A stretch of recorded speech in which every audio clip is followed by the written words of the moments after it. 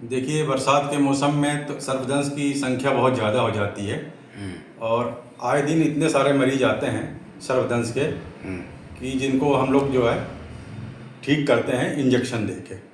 लेकिन प्राय यह देखा जाता है कि ज़्यादातर जो मरीज हैं पहले अंधविश्वास के चलते झाड़ फूक के चक्कर में पड़ते हैं और ज़्यादातर मरीज जो है वो अपनी जान गंवा बैठते हैं। और वो जो मरी हुई अवस्था में अस्पताल में लाए जाते हैं, जिनको देखकर बहुत ही दुख होता है। इसमें सभी उम्र के लोग शामिल हैं, ज़्यादातर जवान बच्चे हैं, जवान लड़के हैं, जवान लड़कियां हैं। इनकी भी मृत्यु जो है झाड़ फूक के चक्कर में पड़ जाती है। मैं यह बताना चाहता हूँ पूर्वांचल के लोगों को कि अगर सर्प आपको काटता है तो इसमें बहुत घबराने की ज़रूरत नहीं है।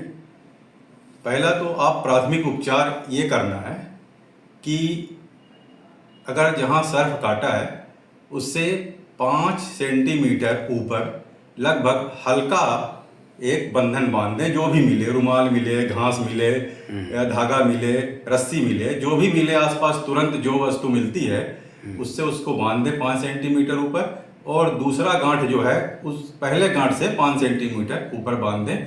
यह ध्यान रखें कि बहुत ज़्यादा तेज नहीं बांधना है, हमको इतना ही बांधना है ताकि हमारा जो ऊपरी खून का बहाव है बस वो रुक जाए। ज़्यादा आप बांध देंगे तो शरीर के अंगों को जो खून जा रहा है उसमें भी रुकावट आ जाती है और आगे का अंग जो हम लोग देखते हैं वो सड़ने लगता है।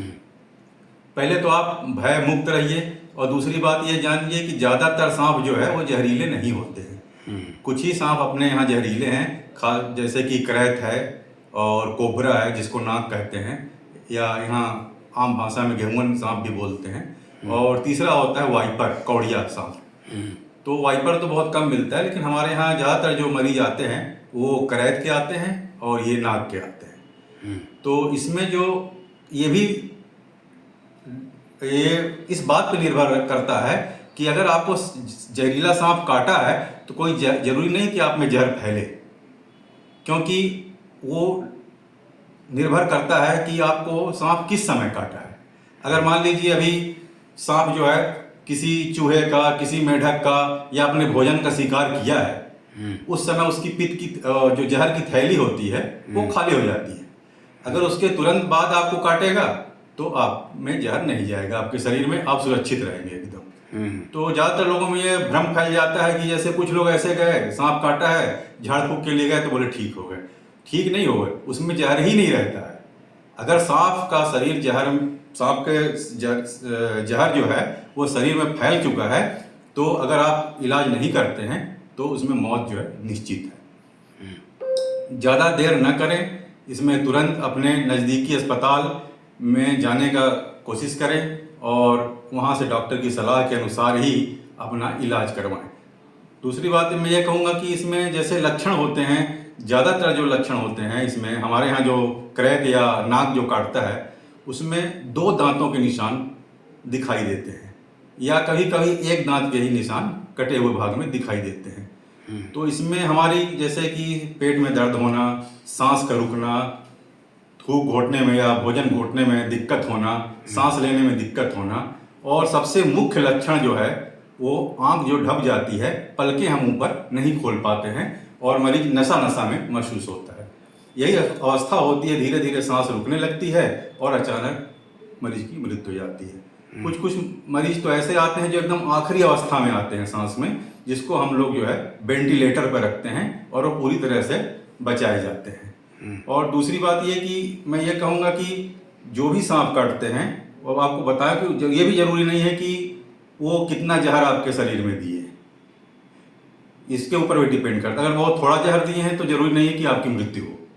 और कुछ लोग तो भयवश भी मृत्यु हो जाती है, अचानक हृदय रुकने की वजह से, डर के मारे भयवश कुछ लोगों की मृत्यु हो जाती है।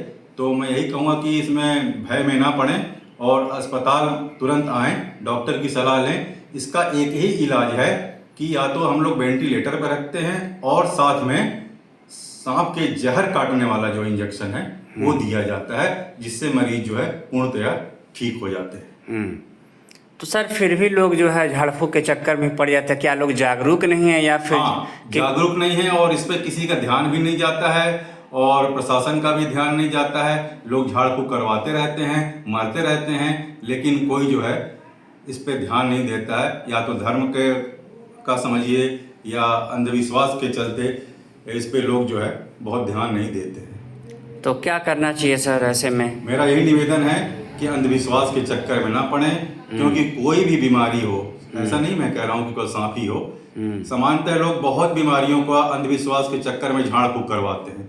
जैसे बिच्छी काटता है उसमें भी झाड़ फूक करवाते हैं, पीलिया में करवाते हैं, बुखार में करवाते हैं, पेट दर्द में करवाते हैं, हर तरह की बीमारी में झाड़ फूक करवाते हैं लोग, जो बहुत समाज में हमारे हावी है। हमको देश को आज़ाद हुए इतने साल हो गए, लेकिन अभी भी हम वही पिछड़े अंधविश्वास के चक्कर में पड़ के अपनी जान खो देते हैं। तो सही समय पर डॉक्टर के पास नहीं आने की वजह से जो है लगातार मौत भी हो, जान गंवाना। बहुत ज़्यादा सांप वाले लोग बहुत ज़्यादा मर रहे हैं। सबसे पहले जो है कि सती माई का स्थान है, वहाँ जाते हैं, फिर वहाँ से लोग मरे हुए आते हैं बहुत सारे अस्पताल में। तब तक देर हो चुकी रहती काफी है। देर हो चुकी रहती है, एकदम मृत अवस्था में आते हैं। तो आप कहाँ सर बैठते हैं? आप मैं डॉक्टर ओपी सिंह हूँ, मेरा डायरेक्टर विश्वजीत क्लिनिक, और मैं वरिष्ठ परामर्शदाता फातिमा अस्पताल मऊ में मैं देखता हूँ मरीज।